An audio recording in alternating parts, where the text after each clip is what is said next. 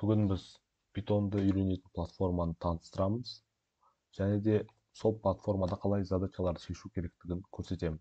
Яғни Python Tutor деп жазамыз Google'ға, одан кейін pythontutor.ru дегенге орысшасына кіреміз.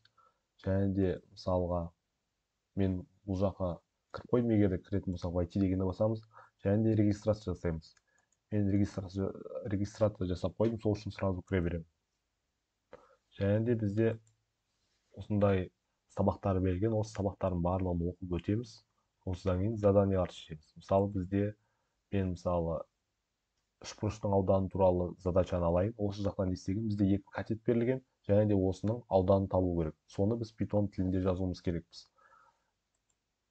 Мен мысалы мына жақта жаздым, яғни b тең, яғни b катеті тең int input, яғни өзіміз кез келген санды енгіземіз.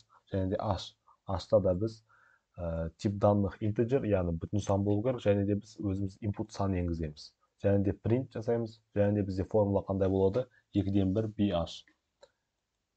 Тура сол формуланы жазсамыз, 1 бөлінген 2 көбейтілген b көбейтілген h. Бізде мысалы берілген, егер де 5 пен 3 берілетін болса, бізде дұрыс жауабы 7-ден 5. Осыны біз тексеріп көреміз серверда. Бізде дұрыс жауап дейді. Енді мына жақта тесты деген жаққа келетін болсақ, бізде тестта берілген, егер де мысалы 3 пен 5 жазатын болсақ, инпутқа бізде 7-ден 5 шығарып беру керек дұрыс жауап бойынша. Біздің программа қандай шығарды? 7-ден 5 барлығын сәйкес келіп тұр, дұрыс шығарды. Егер де мысалы біз 1 бөлінген 2 емес, 2 бөлінген 1 деп жазатын болсақ,